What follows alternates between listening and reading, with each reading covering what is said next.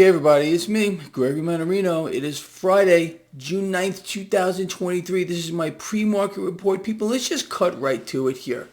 We got some very interesting, disturbing, however you want to say this, information this morning, and I want to cover some of that. So we got the Wall Street superbank, Goldman Sachs.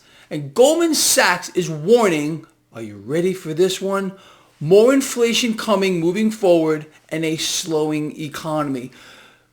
This really gets to me, and I'll tell you why. Because, again, you and I have known about this since forever.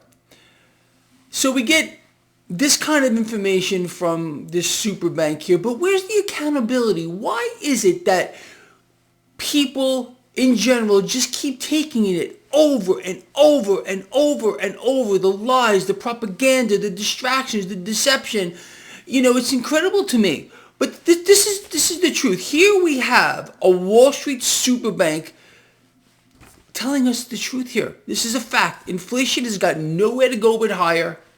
And the economy, which is literally falling off of a cliff everywhere around the world. The global economy is contracting at its fastest pace ever in history.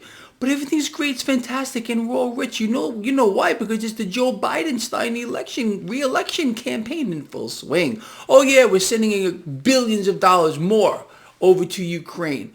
How's that? Isn't that just beautiful? I didn't vote for that, did you? Oh, that's because let's see, we have no voice anymore, nor do we have any representation at all. But where's the revolution? Where's the revolt? Nowhere. People keep getting backhanded across the face over and over and over again, and they just sit there and they take it.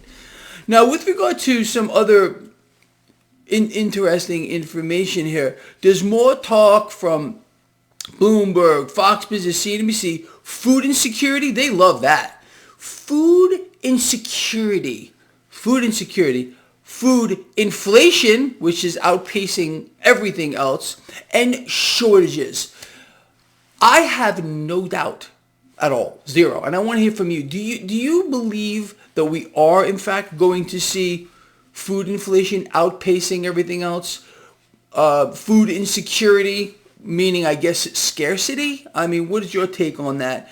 And, of course, shortages. What better way to control the population than to starve them? You see what I'm saying? And then, again, and we're hearing a lot about this, is the consumer strain. They pick these little catchphrases, and they're kind of ambiguous. In other words, most people aren't going to understand what it means. But I think it's pretty evident here. So, again, from the propaganda ministry, they're using the term now, are you ready for it? Consumer strain. To me, well, this is clear as day. It means the consumer is maxed out, they're done, and despite the average guy and the average girl taking on more and more debt every single day, having to deal with inflation, shrinkflation. Have you gone shopping lately? Honestly, I look at things and I laugh. I pick up whatever it might be, and what used to be 5 ounces is now 3, and they're charging more for it, or the same price, and they're trying to tell us everything is just fine and freaking lovely. Make it up. Make any of this stuff up. Anyway, let's go look over here at the market. Stock futures this morning are flat to slightly in the red. The 10-year yield has come down. People, there is, again, and this shouldn't be a surprise to anyone, whenever we start seeing a sell-off in the global bond market and yields start rising, all of a sudden, by a miracle, because that's what it is. It's a miracle, isn't it? Everything just starts to drop. Some mysterious entities with enough firepower to bring down the entire yield curve to suppress rates. I mean, we obviously know who this is. This is not the average guy. This is not the average girl. This is central banks in here buying it all. They're buying it all. And this is obviously putting a lot of fuel underneath the stock market, which is defying gravity. Everything that gets thrown at this market is shrugged off because the market believes that the Fed is going to Fed in this case and other central banks around the world are going to keep the bond market rigged to the highest possible order. And what does that do? You know what this does. When you have a situation where central banks are in here buying all the debt, it opens up a doorway for cash to make its way into risk assets, and I'm talking about the stock market in this case here. It's a hyper bubble beyond anyone's wildest dreams. It really is. And this is going to be a terrible price to pay for this, but it looks like not for a while. Whatever. Unfortunately, fortunately, however you want to look at it. But this is going to get real, people, for everybody, unfortunately, and it's going to hurt a lot of people. And people are going to go, what happened? No one saw this coming. Of course, but you and I, we're on the right path here. Betting against the debt, becoming our own central bank, the billions and hundreds of billions to support a war that's going to go on and on and on. You knew this, and I knew this since day one. Remember that? We said this war is going to go on and on and on and on, and billions and hundreds of billions, soon to be trillions of dollars are going to be thrown at it. And this is, again, to support the military-industrial complex, to give the central banks a reason to pull cash into the now. Where's all this cash come from for the billions that we're sending over there? Where? Do we have a war chest? No. It's got to get created magically out of thin air. And you did vote for that, right? I think you did. I know I didn't, but maybe you did. You can let me know about that.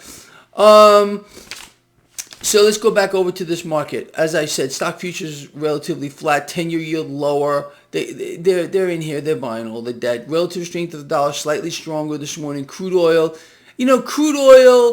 gold and silver and cryptocurrencies are relatively flat this morning, but what a run-up yesterday with regard to silver, 3.5%.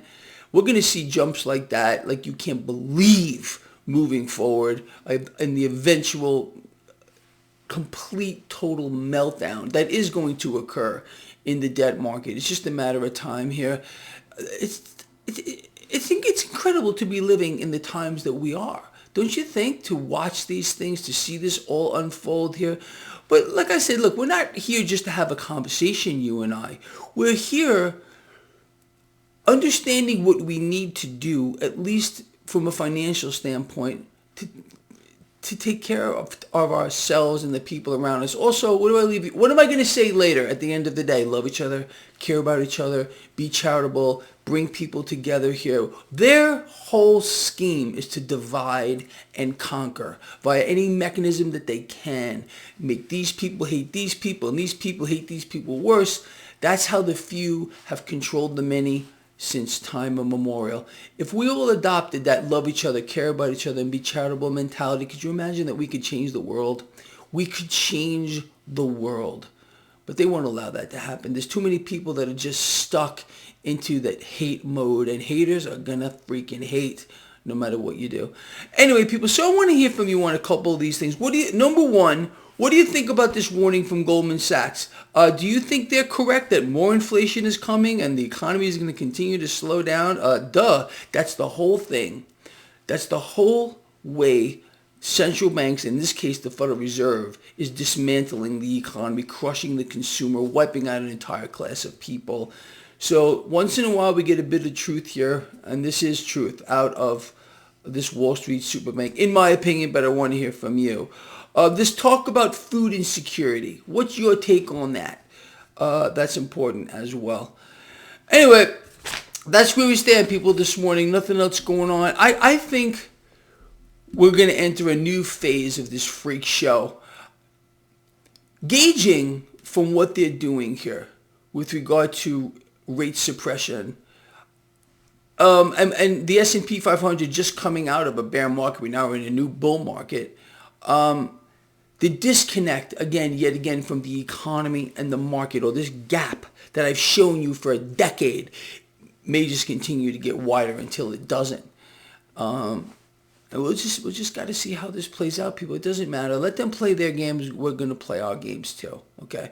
And I don't think we can be beaten. I honestly don't. I think we're invincible. We just stick to our plan. We do what we do best here. Most of you who follow this blog are stacking gold and silver. Silver, I believe, in my heart of hearts, is the most undivided asset in the world. You all know that. And central banks, none more so than the Fed, are going to continue to flood the world with more debt. Here we had a chance and we gave it up. We had a chance, I think, a small one, very small, but a chance maybe to take back the world from the talons of central banks who are determined to kill us. I mean, in the literal sense. Extreme haves, extreme have-nots here. We've now given a green light to the Federal Reserve in this case by raising the debt ceiling, and you got people like Jamie Dimon, the CEO of JP Morgan, saying, "Oh, we don't need a debt ceiling. Just keep borrowing to oblivion, inflate the debt."